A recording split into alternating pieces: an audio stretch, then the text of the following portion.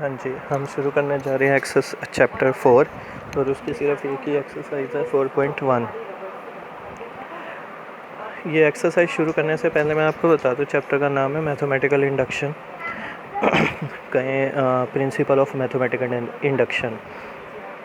देखिए, हमने इस पूरी एक्सरसाइज में मेनली LHS को, ये पहला फर्स्ट सम है, इसमें हमने पूरी एक्सरसाइज में इस फर्स्ट सम में, या सारे सम एक्चुअली ऐसे हैं, LHS को RHS के इक्वल प्रूफ करना है।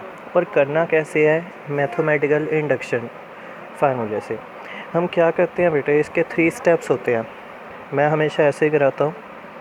स्टेप फर्स्ट, इस स्टेप में हम क्या करते हैं, पुट n इक्वल टू 1। हम n को 1 पुट कर देते हैं और फिर हम LHS भी फाइंड करते हैं और RHS भी फाइंड करते हैं, और ये दोनों इक्वल आ जाएंगे। अगर ये इक्वल आए तो हम लिखते हैं equation is true for n equal to 1। Solve करने के बाद LHS और RHS इक्वल आ गए, और उसके बाद लिख दिया equation is true for n equal to 1। इसके बाद आता है स्टेप सेकंड।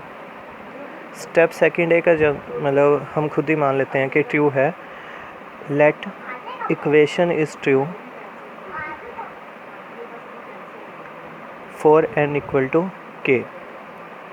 कि हमने एक कोई कांस्टेंट मान लिया अपनी ओर से, जिसमें जो है ये क्या है, आपस में इक्वल है। कि मतलब सपोज़ करो कि 1 के लिए तो इक्वल आ गया था, ठीक है। और इसके लिए k के लिए हमने क्या किया कि कोई एक कांस्टेंट मान लिया k, वो 10 भी हो सकता है, 20 भी हो सकता है, 2 भी हो सकता है, 3 भी हो सकता है, जिसमें क्या है, जिसे रखने पर ये दोनों इक्वल आ जाते हैं, ठीक। अब तीसरा हम पुट करते हैं स्टेप 3। स्टेप 3 क्या है कि वी हैव टू प्रूव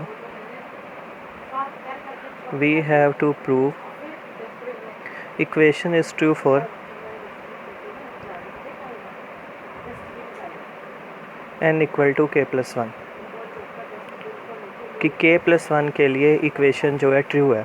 अब इसमें हम k प्लस 1 क्या करेंगे, जहाँ तक ये थर्ड स्टेप मोस्ट इम्पोर्टेंट है, और इसे सोल्व करने के लिए आपको यहाँ पे सम का एग्जांपल्स का सहारा लेना पड़ेगा। एक्चुअली करते क्या है, सेकंड लास्ट स्टेप तक तो जो ये सारी वैल्यू होती है, ये वैल्यू आ जाती है सेकंड स्टेप से, और उसके बाद ये प्लस में है या माइनस में है पुट करके सोल्व करते हैं। चलो वो करके देखते हैं। पहले स्टेप फर्स्ट,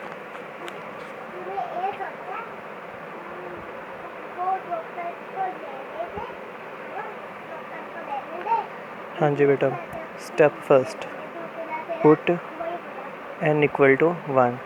एक चीज़ नोट करिएगा, जब आप n इक्वल टू 1 पुट करेंगे तो हमने RHS और LHS के केवल उस पार्ट में ही n को 1 पुट करना है जिस पार्ट में n गिवन हो। अब जैसे मान लो मैं अगर इस LHS की बात करूं, LHS में सारा तो खाली है, मतलब कांस्टेंट है, 0 पावर है 3 की, 1 पावर है, 2 पावर है, और लास्ट में आके 3 पावर n-1 है। तो मैं सिर्फ यहीं रखूँगा 3 पावर n-1 में, क्योंकि पहले मुझे कोई लेना देना नहीं है। 3 पावर 1-1 ये आ गया 3 पावर 0। ये क्या था, LHS था। LHS को सोल्व किया मैंने, 3 पावर n-1 को, n को 1 पुट किया, पावर आ गई 0, एनीथिंग पावर 0 इक्वल टू 1, ठीक है। अब RHS लो। अब RHS में है ही एक पार्ट, तो इसमें रखो 3 power 1-1 upon 2। 3 power 1 3 power 1 3, 3-1 2 upon 2, ये कितना आ गया 1। तो अब देखो, इसमें स्टेप फर्स्ट में हमने n इक्वल टू 1 पुट किया, और LHS और RHS हमारे क्या आ गए, इक्वल आ गए हैं। तो हमने ये लिख दिया और कह दिया आगे equation is true for n equal to 1, ठीक है। अब दूसरा स्टेप सेकंड, आपको जैसे बताया स्टेप सेकंड क्या है, ये एक लेट करने वाला स्टेप है। लेट इक्वेशन इज़ ट्रू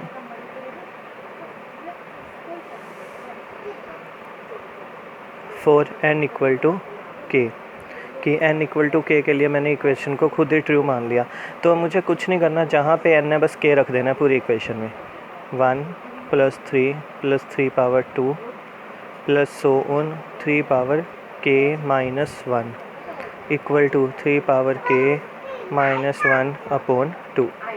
और इस इक्वेशन को आप नाम दे लो ए। अब मैंने इसे नाम दे दिया इक्वेशन ए। आप चाहे ए 1 2 जो मर्जी आप देना चाहे दे सकते हैं, मैं वैसे दे दिया। अच्छा, अब स्टेप थर्ड बेटा, we have to prove equation is true for n equal to k plus 1। अब मुझे क्या करना है, इस इक्वेशन को n equal to k plus 1 के लिए प्रूफ करना है। अब जो भी हमारा मेन है वो सब ये पार्ट है। अगर आप कहें कि ये सम अगर 4 मार्क्स में आता है तो ये ऐसे बांट सकता है वो 1 1 एंड 2 कि पहले 2 स्टेप एक नंबर के और अगला तीसरा स्टेप 2 नंबर का। अगर ये सपोज 6 मार्क्स में आता है तो वो ऐसे भी बांट सकता है 1 1 एंड 4, या फिर 1.5 एंड 3 और 3 6। ठीक है, मतलब आपका ये जो लास्ट पार्ट होगा ये ज़्यादा मार्क्स का मिलेगा हर हालत में। पहले मार्क्स के आधे होंगे और अगले वाले के ये तीसरे स्टेप का बाकी हाफ। हाँ जी बेटा, आओ इधर। पूरी इक्वेशन में n की जगह k प्लस 1 पुट करेंगे। 1 plus 3 square plus so on 3 power k plus 1। देखो n की जगह लिखा k प्लस 1, उसके बाद क्या -1, तो यहाँ साथ में क्या लगा -1 equal to 3 power k plus 1 -1 upon 2। अब मुझे इस इक्वेशन को इसके इक्वल प्रूफ करना है। अब देखो पहले एक ये चीज़ 3 पावर k प्लस 1 -1 प्लस 1 और -1 कैंसिल, यानी कि ये 3 पावर क्या रह गया।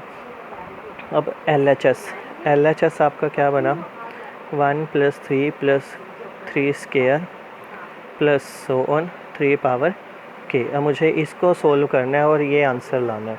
ठीक है, अब देखियो कैसे सोल्व करेंगे इसे। यहाँ तक की वैल्यू अगर देखो बेटा मैं चल रहा हूँ यहाँ पे 3 पावर 1 है, 3 पावर 2 है, 3 पावर 3 है, और अगर इस 1 को मैं कहूँ 3 पावर 0 है, 0 1 2 3 and so on 3 power k, तो यहाँ पे कौन सा एलिमेंट होगा वो कौन सा होगा 3 पावर k माइनस 1, यही एलिमेंट होगा यहाँ पे। और अगर यहाँ पे 3 पावर k माइनस 1 है तो यहाँ तक की देखना एक बार वैल्यू 1 से लेके 3 पावर k माइनस 1 की आपके पास स्टेप सेकंड में नहीं है इक्वेशन ए में, तो आप क्या लिखेंगे फ्रॉम इक्वेशन ए। सिर्फ इस लास्ट स्टेप को छोड़कर बाकी इस सारे की जगह आपने क्या लिख देना है सेकंड स्टेप वाली value 3 power k minus 1 upon 2। देखो 1 से लेके 3 पावर k माइनस 1 तक है ना, और इसका सेकंड लास्ट क्या आएगा 3 पावर k माइनस 1 प्लस में 3 पावर k। ये चीज़ आ गई। अब इसके बाद आपने क्या करना है, यहाँ से एलसीएम लो, कुछ करो और इसे को सोल्व करो। आपने ये 3 पावर k ऐसे ही -1 ऐसे ही, और जब ये 2 इधर आएगा तो ये कैसे रह जाएगा 2 इंटू 3 पावर k। देखिए ये मल्टीप्लाई नहीं होगा आपस में, क्योंकि इस समय ये x का काम कर रहा है, जैसे हम करते थे ना 2x प्लस x 3x वो वाला। तो यहाँ पे भी एक किस्म से ये है 2x प्लस x, तो क्या है ये 3x, और x की जगह क्या है 3 पावर k। तो यहाँ क्या हो गया 3 पावर k तो था ही, और साथ में 2 और 1 3, और साथ में क्या आया -1 अपॉन 2।